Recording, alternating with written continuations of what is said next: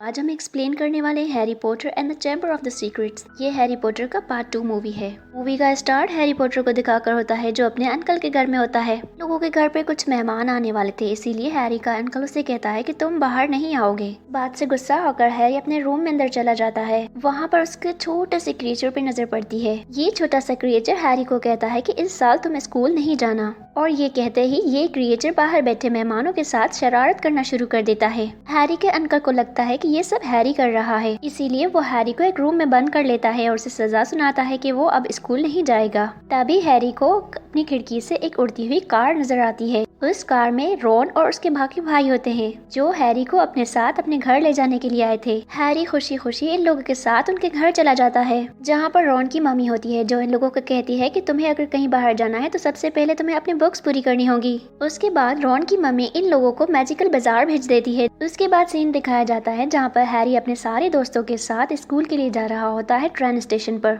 और इस बार रॉन के सिबलिंग्स भी स्कूल जा रहे होते हैं। अनफॉर्चुनेटली हैरी और रॉन की जो ट्रेन होती है वो मिस हो जाती है क्योंकि टाइम बहुत ज्यादा गुजर चुका था, इसीलिए वो लोग अपने स्कूल फ्लाइंग कार से जाते हैं। रास्ते में ये गाड़ी एक ट्रैप में फंस जाती है जिसकी वजह से ये सब नीचे गिर जाते हैं, लेकिन किसी भी तरह से हैरी और रॉन अपने मैजिकल स्कूल पहुंच जाते हैं जहाँ पर इनकी मुलाकात स्नैप से होती है। स्नैप इनको बहुत डांटता है, कहता है कि तुम लोगों को पता तो है कि हमारा स्कूल कितना छुपा हुआ है और तुम लोगों ने सारे आम गाड़ी क्यों उड़ाई। इसके बाद हम देखते हैं कि इन लोगों की फ्लाइंग क्लास हो रही होती है। इस बार हैरी यानी कि ग्रिफिंडर और मेलफॉय की टीम में कंपटीशन होने वाला था। मेलफॉय की टीम शुरू में बहुत सारे पॉइंट्स ले जाती है, लेकिन हैरी भी खुद को साबित करने के लिए उस गोल्डन बॉल के पीछे बहुत पागलों की तरह पड़ा हुआ होता है, और मेलफॉय जो बिगड़ा बच्चा होता है वो हैरी को बहुत ज्यादा तंग करता है। उसके बाद बहुत मुश्किलों के बाद फाइनली हैरी उस गोल्डन बॉल को पकड़ लेता है, मगर इस कोशिश में उसके हाथ की हड्डी टूट जाती है और फिर उसे स्कूल के हॉस्पिटल में रख दिया जाता है। तभी वहाँ पर स्कूल का प्रोफेसर डम्बलडोर आ जाता है, साथ में वो फीमेल प्रोफेसर भी आ जाती है जो कहती है कि बहुत ही बुरा हो रहा है क्योंकि 50 सालों के बाद किसी ने सीक्रेट चैम्बर को खोल दिया है और अब इसकी वजह से और भी बहुत सारी प्रॉब्लम्स आएंगी। और ये सारी बातें हैरी सुन लेता है। अगले दिन वो अपने दोस्तों को ये सारी बातें बताता है। ये बात सुनकर हरमाइनी फीमेल प्रोफेसर से पूछती है कि आखिर सीक्रेट चैम्बर है क्या। वो फीमेल प्रोफेसर हरमाइनी को बताती है कि इस स्कूल को 4 जादूगरों ने मिलकर बनाया था। उनमें से 3 तो बिल्कुल अच्छे थे, लेकिन एक जादूगर बिल्कुल भी अच्छा नहीं था क्योंकि वो चाहता था कि इस स्कूल में सिर्फ और सिर्फ जादूगर के बच्चों को पढ़ाया जाए। इसीलिए वो जादूगर उन बच्चों के साथ बहुत बुरा सलूक करता है जो जादूगर फैमिली से नहीं होते हैं। बाकी तीनों जादूगर ये चाहते थे कि इस स्कूल में हर कैटेगरी के बच्चे पढ़ सकते हैं। इसी वजह से इन चारों के बीच में झगड़ा हो जाता है, इसीलिए वो जो था जादूगर फिर सीक्रेट चैम्बर बना लेता है जिसमें उसने एक बहुत बड़ा ड्रैगन स्नेक रखा था जो अक्सर उन बच्चों पर अटैक करता था जो जादूगरों की फैमिली से नहीं होते थे। ये सारी बात सुनकर इन तीनों दोस्तों को मेलफॉय पर शक हो जाता है क्योंकि मेलफॉय भी किसी कॉमन बच्चे को पसंद नहीं करता था, और इस बात को मालूम करने के लिए ये लोग एक पोशन बनाते हैं। इसकी वजह से ये लोग मेलफॉय के फ्रेंड की तरह दिखने लगते हैं। अनफॉर्चुनेटली इन लोगों को यहाँ पर पता चल जाता है कि ये सीक्रेट चैम्बर मेलफॉय ने नहीं खोला था।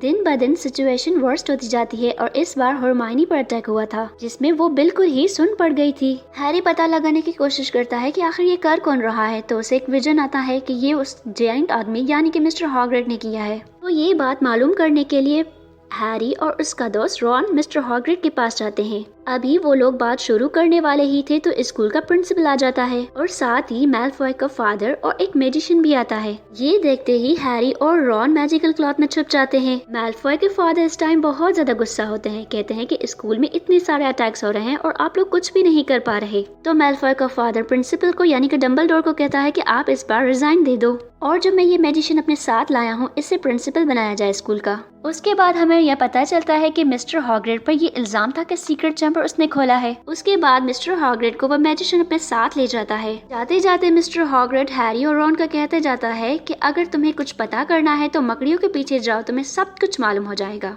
इसके बाद हैरी और रॉन मकड़ियों का पीछा करते करते एक जंगल में पहुंच जाते हैं जहाँ पर उनको एक बहुत बड़ी मकड़ी दिखाई देती है। ये मकड़ी काफी साल पुरानी होती है और ये मिस्टर हॉगरिड की दोस्त होती है। हैरी इस मकड़ी से पूछता है कि मिस्टर हॉगरिड ने क्या सीक्रेट चैम्बर खोला था, तो वो कहती है कि नहीं, जिस वक्त मिस्टर हॉगरिड मेरे साथ थे तो उसने ऐसा कुछ भी नहीं किया था, ये सिर्फ और सिर्फ इल्जाम है मिस्टर हॉगरिड पर। इसी तरह से इन लोगों के बीच में कन्वर्सेशन हो ही रही होती है तो बाकी मकड़ियाँ आती हैं और इन लोगों पर अटैक कर देती हैं। रॉन और हैरी बहुत ज्यादा डर जाते हैं, लेकिन इन लोगों की फ्लाइंग कार यहाँ पर आ जाती है जो इन लोगों को यहाँ से ले जाती है। फाइनली ये लोग फिर स्कूल में पहुंच जाते हैं। उसके बाद हैरी को एक वॉशरूम में एक लड़की की सोल दिखाई देती है। ये सोल उस लड़की की थी जिसकी मौत हो गई थी सीक्रेट चैम्बर के खुलने से।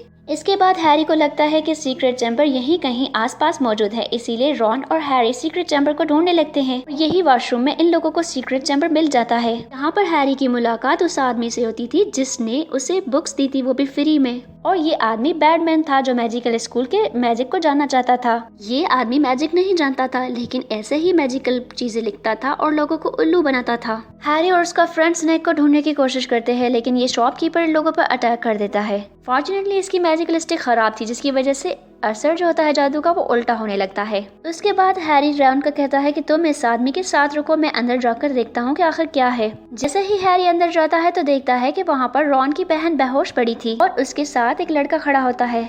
यह लड़का हैरी को बताता है कि इस लड़की में वो सारी मेमोरीज हैं जो सीक्रेट चैम्बर खुलने वक्त जो सीन्स हुए थे वो सारे इस लड़की के अंदर मौजूद हैं और अब इस लड़की को मारकर वो सारी मेमोरीज में खुद को ट्रांसफर कर लूंगा और जैसे ही ये लड़की मर जाएगी तो इसके सारे पावर्स मेरे अंदर दाखिल हो जाएंगे, इसीलिए सीक्रेट चैम्बर भी मैंने ही खुलवाया था। देखते ही देखते वहाँ पर ड्रैगन स्नेक भी आ जाता है जो कि हैरी पर अटैक करने की कोशिश करता है, लेकिन किसी न किसी तरह से प्रिंसिपल डंबलडोर को इस बात का पता चल जाता है और उनका ईगल हैरी की हेल्प करने के लिए अंदर आ जाता है और वो अपने साथ एक मैजिकल स्वॉर्ड भी लाया होता है। वो ईगल ड्रैगन स्नेक की आंखों को फोड़ देता है और हैरी उस मैजिकल स्वॉर्ड का यूज करते हुए उस स्नेक को मार देता है। उसके बाद उस दांत से एक बुक को हैरी मारने लगता है जिसमें से बहुत सारा खून निकलने लगता है। जैसे ही उस बुक में खून निकलने लगता है तो वो लड़का भी मरने लगता है। ये लड़का यहाँ पर इसीलिए मर जाता है क्योंकि इस मैजिकल बुक के साथ उसका कनेक्शन था और फिर यहाँ पर सब कुछ ठीक हो जाता है और रॉन की बहन जो होती है वो भी ठीक हो जाती है।